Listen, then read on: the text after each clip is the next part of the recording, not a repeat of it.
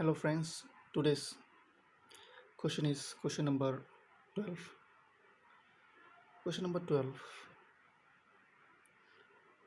they have given like this. The best method to study growth and development of the child is. So they have given the four options: psychoanalytic method, comparative method, developmental method, and option D, statistical method. So out of these four options, which one is the best method to study growth and development of the child? Okay.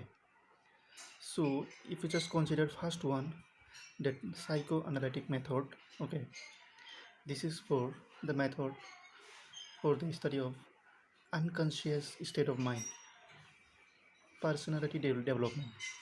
For the first one, uh, that one is to study the personality of the child. That psychoanalytic method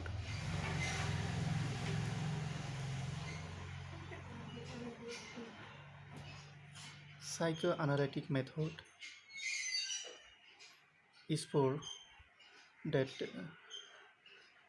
to study the child personality.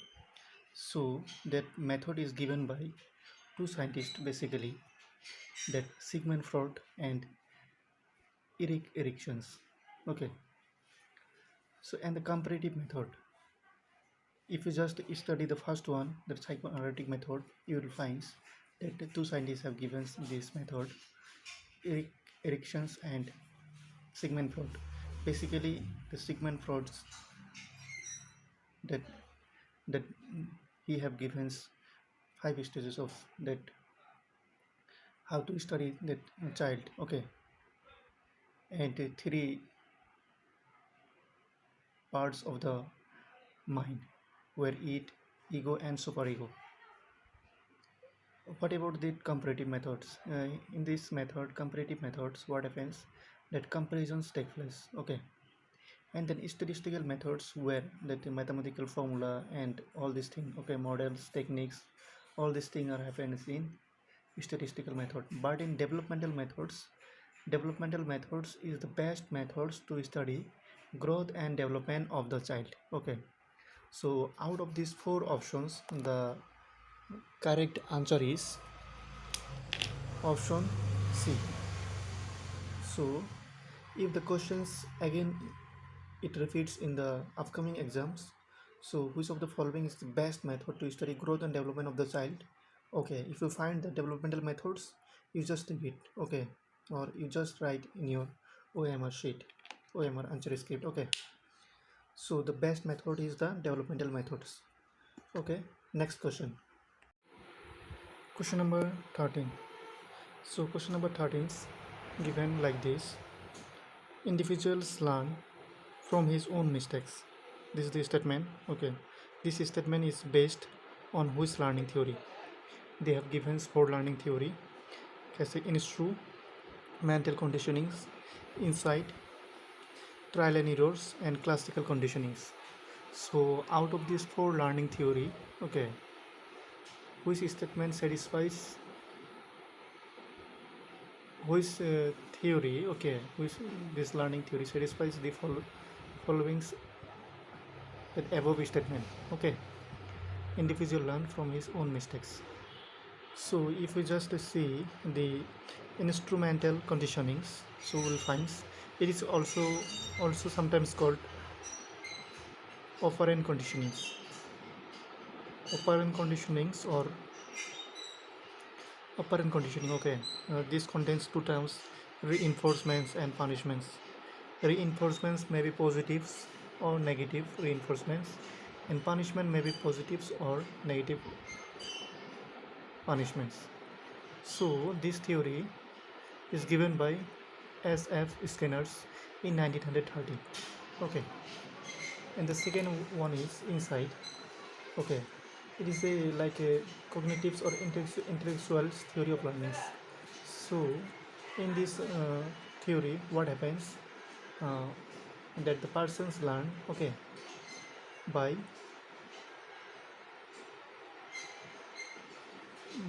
by saying this thing. Okay, and he makes the solution. Suppose they have given say problems, and he will solve the problems in a cognitive manners, okay, in a intellectual manners, okay. So this theory was given by Orbank scholars in 1920, okay. And then classical conditionings. So even Pavlov's also considered the father of classical conditionings. So that that that insight, okay, insight learning theory, okay, we'll come back to again classical conditionings. That insight learning theory is just opposite of trial and error, okay, just the opposite of trial and error learning theory, because the thing is done in a cognitive manners, but in trial and errors, okay, that individuals learn from his own mistakes. I'll explain that one, okay. So classical conditionings, so we'll consider that classical conditionings. So it is the theory given by Ivan Pavlov in 1897, okay. And the components of classical conditionings are neutral stimulus, conditioned stimulus, unconditioned stimulus, unconditioned response, conditioned stimulus, and conditioned response. So if you just go through that Ivan Pavlov's theory, so you will get some experiments, and they did some experiments with rats and cats in the, considering these animals, okay, and sometimes dogs, okay. So how they respond, okay, this theory all about that things, okay. In instrumental conditionings or operant conditionings and that classical conditionings, you will find the that that scientist, okay, that psychologist, physiologist, they just considering dogs or rats to do that experiments, okay. He have did some experiments. You can go through that experiments by typings or that in the Googles you have to type that instrumental conditionings, or in books you will find that what is their theory, okay. Even Pavlov's theory or V.F. Skinner's theory, you will find they did lots of small experiments with their dogs or cats, okay. So after that you'll understand. So the last one is trial and error conditionings. So this theory is given by Edward Lee Thorndike, okay, in 1931, because that trial and error theory, uh, what happened in trial and error theory, that the learners, okay, that the learners learn from their own mistakes. First we'll consider one experiment, okay. Suppose p plus 13 equal to 17. So first he suddenly put p equal to 1, then 1 plus 13 is equal to 17, not true. And then second time he did p plus 13 is equal to 17, okay. He considered p is equal to 4, then 4 plus 13 equal to 17. This one is true. So what happened, first he did his mistakes and then he corrected. So this theory is all about individuals learn from his own mistakes. So out of these 4 options, the correct answer for this question is trial and errors methods of learning, okay. This is the theory which satisfies the above statements. Individual learns from his own mistakes. Because due to short of times, I haven't explained all these things, all the above theory. Just I have given some just a little bit of hints, who discovered that theory and what contains that theory, okay. You can go through in your books, you will find all this theory, okay. So the next question is question number 14. Question number 14 says creativity refers to the ability of option A convergent thinking, option B rational thinking, option C concrete thinking, and option D divergent thinking. So let us know first what is convergent thinking. Conversion thinking is the process of figuring out concrete solutions to any problems. So what does it mean to figure out a concrete solutions? Suppose the peripheral solutions means whatever I see and then I have to give a solution to it. Okay. Suppose I have seen the water bottle there, then I can describe the shape of the water bottles and how much the bottles contain the waters, like the analytical thinking. Okay. And then what is the divergent thinking? Divergent thinking is the process of thinking that explores multiple possible solutions in order to generate creative ideas. So divergent thinking contains it's just like the creative thinkings. Okay, it includes all the type of possible solutions to a problems. Suppose that scientist think in a that scientist thinkings in a divergence way. Okay, that means they thinks in all possible way how to find the solutions of a problem. Okay, but in conversion thinkings, whatever whatever they see, and then they find the solutions of it. Okay, just the analytical thinking. Okay, and divergent thinking we call it creative thinkings. Then what is the rational thinkings? Rational thinkings is the thinkings uh, which contains in the mind of that rational thinkers reasons. Okay, okay, whatever he think about the things. Okay, he have the possible reasons. Okay, and then in a reasonable way he can find the problems of his solutions. Okay, rational think rational thinking contains reasons. Okay, or we can say reasonable thinkings. Okay, and what is that concrete thinkings? Concrete thinkings is just like the literal thinking. It is also called literal thinkings. Literal thinkings, and it is opposite of abstract thinkings. So what is that concrete thinkings? It is just like the conversion thinking. Okay, that thinking based on what you can see, feel, and experience. Okay, suppose I have seen uh, a cars, so I can describe about the cars. Okay, and not go beyond that cars. If we go beyond beyond that thinkings, then we'll find that abstract thinkings. So that concrete thinking, it is just the periphery of just like whatever we describes about the things, it's just like uh, the peripheral thinkings. Suppose uh, uh, if we have say cars. Okay, we can just describe the whatever's the physical structures of the cars and all these things. If we just describes about the engines and go beyond that. Okay, then we are the abstract thinkers.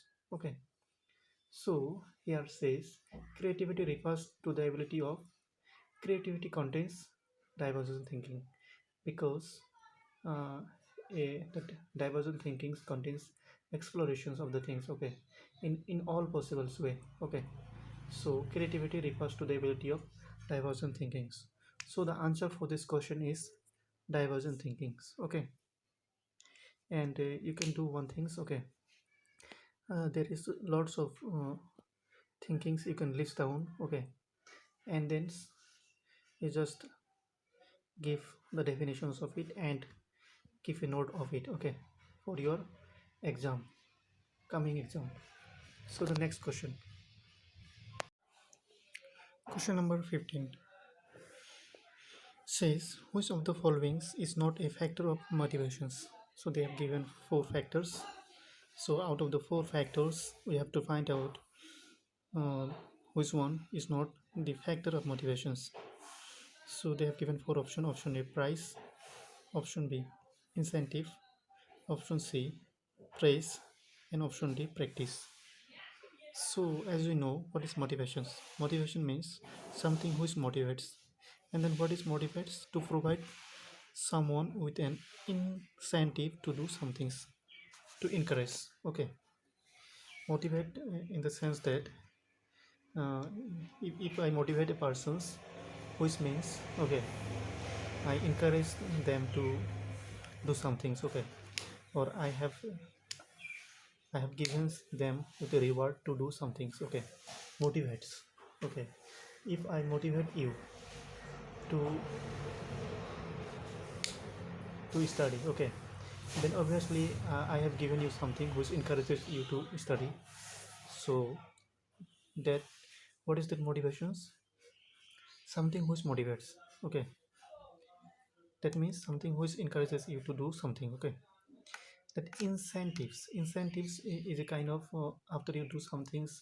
Okay, after you finish some things, okay, some works or some things, they will provide you some bonus or rewards. Okay, in the form of rupees also. Okay, and what is price? Is a kind of honors. Okay, is a kind of honors or reward. So price what happens, we have seen. Okay, uh, in a football match, someone who won the football match, that they used to get that rewards. Okay, or honors. And what is praise? It is a commendations or favorable representation words. So if I praise someone, then it means that I have given some beautiful comments on him or her. Okay, I have represents some beautiful words so that it motivates him. Okay, and out of these three, almost they are same, but what that practice means. Practice means that repetition of an activity to improve any skill. If I practice mathematics again and again, and then my mathematics learnings will be improved. Okay, it's just the repetitions of an activity to improve a skill. That means that if I repeats to do, or if I repeats the things, suppose in mathematics we have to memorize the formula. Okay, we have to buy the formula. That means if whenever we repeats, used to repeats, and then it will improves. Okay, first times if we say sin square theta plus cos square theta is equal to 1. Okay, again you repeat. Okay, it improves. Okay, and same way, suppose uh, yeah, I want to learn how to play basketball. Okay, again I repeat, it will improve. Okay, that means repetitions of an activity to improve my skill. Okay, so out of these four options, all the above three, option A, option B, option C, are the factor of motivations, but practice is different thing. Okay, so the answer for this question is option D. Okay, so already 15 questions finish. I've solved 15 questions, and then the 15 questions I'll solve. Okay, and then I'll bring some more videos uh, on that child development and pedagogy, but not explanation. Okay, I'll just give you the answers. You just have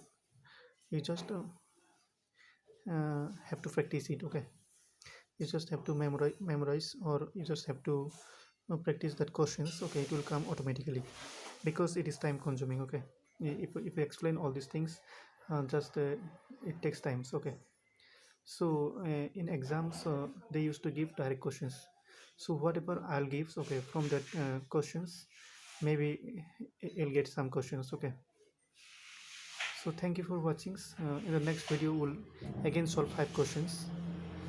If you have any problems, then you can comment on the comment sections. Okay, bye bye.